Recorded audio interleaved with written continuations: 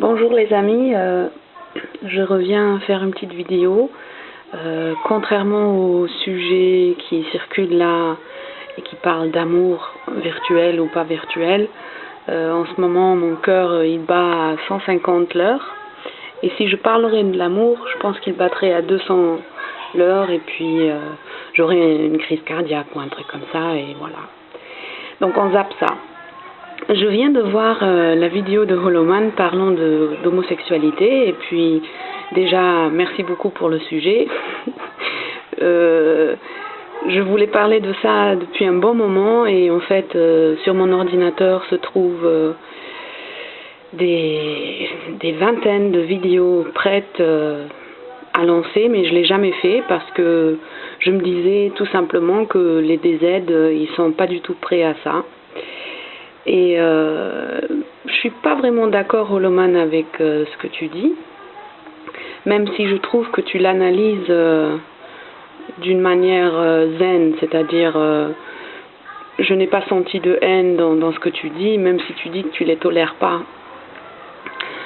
Et je trouve ça très important aussi que tu as mentionné les raisons. Donc tu as parlé de gens qui veulent juste choisir ce choix de vivre en tant qu'homosexuel. Tu as parlé de l'abus sexuel dans l'enfance. Tu as parlé de la religion. Et c'est très important de mentionner tout ça, mais j'aurai pas assez de temps pour rentrer dans ces détails-là. Partante de la vision des choses que chaque être humain, il a le droit d'être comme il veut. Donc c'est pour ça que je vous filme la Déclaration universelle des droits de l'homme qui est accrochée à mon mur. Je me dis que même dans un pays comme l'Algérie, quelqu'un qui n'aime pas vivre hétérosexuel, il a le droit de le faire. Voilà. Comme il a le droit de dire, voilà, je crois pas en Dieu, je suis pas ça, je suis pas ça, je ne suis pas comme les normes le demandent. Et voilà, puisque je pars de ce principe, bien sûr, je tolère les homosexuels et je pense qu'ils ne font rien de mal. Au contraire, si tu es confronté à des hommes qui essayent de te draguer, je pense que ça vient plutôt du fait que dans la société, c'est tellement tabouisé qu'ils font n'importe quoi et ils deviennent méchants. Et donc, ça me fait penser à une scène qui m'est arrivée à Alger il y a des années. Je marchais dans le centre et puis je voyais un groupe de 3-4 hommes visiblement homosexuels dans leur façon de marcher, dans leur façon de se comporter. Et je trouvais ça très courageux. Alors donc, je voulais leur dire. Donc je commençais à marcher derrière eux en accélérant et tout ce que je voulais dire, je voulais leur dire que je suis fière de leur courage, voilà. Et puisqu'ils ont senti que je les poursuivais, arrivés dans une petite ruelle du centre, ils se sont arrêtés, ils ont pris des pierres, ils ont commencé à jeter les pierres contre moi. En m'insultant qu'ils en ont marre des insultes et que je dois leur laisser la liberté de vivre comme ils veulent et que si j'ai besoin d'insulter quelqu'un, que je me casse et que j'insulte ailleurs.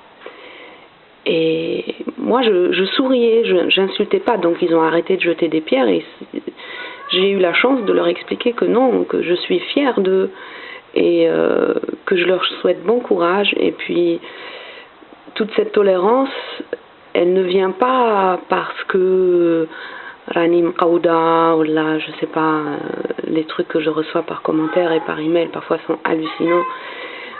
Ça vient tout simplement du fait que j'ai grandi à la capitale de l'Allemagne. Celle-ci est aussi une des capitales majeures homosexuelles dans l'Europe.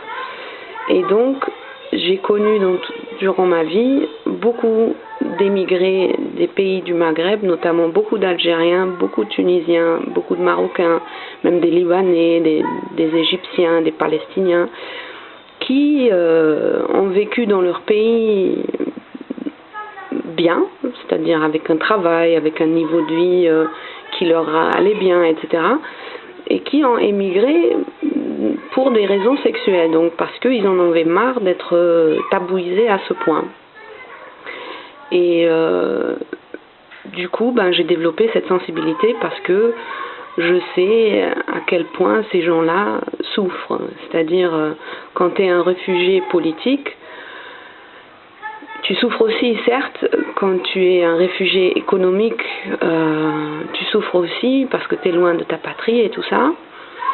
Mais quand tu es un réfugié, on va dire, sexuel, c'est grave, c'est super triste. Et ce ne sont pas des gens dégueulasses et ce ne sont pas des gens qui font du mal, au contraire.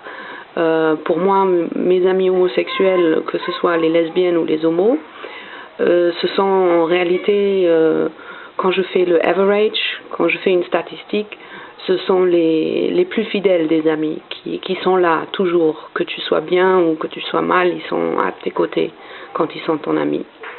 Et d'ailleurs, quand on leur donne la liberté de vivre comme ils veulent, notamment en Allemagne, ils peuvent se marier, ils peuvent adopter ou avoir des enfants, ils ont tous les droits comme un couple hétérosexuel. Ils vivent très bien et ils vivent, on va dire, plus sains qu'un couple hétéro. C'est-à-dire, j'ai des amis, ils sont homosexuels, ils sont mariés depuis 15 ans et puis ils vivent en pleine fidélité, heureux. Chacun gagne son argent, ils s'achètent des appartements, enfin ils vont bien. Et quand tu regardes un couple hétéro, 15 ans de mariage, en Europe, il faut les trouver quoi, les 15 ans de mariage. Et si tu trouves un couple qui a réussi à dépasser 15 ans, ben, tu peux être sûr que durant ce temps, il y a eu une histoire d'infidélité où ça n'allait pas du tout, etc. etc. Donc, voilà quoi, il faut juste garder le cœur ouvert et puis essayer de comprendre ce qu'il y a derrière le rideau. Mais sinon, je te comprends à 100% Holoman parce que tu es en Algérie, je pense, et je crois pas que là-bas, un homosexuel se comporte normalement.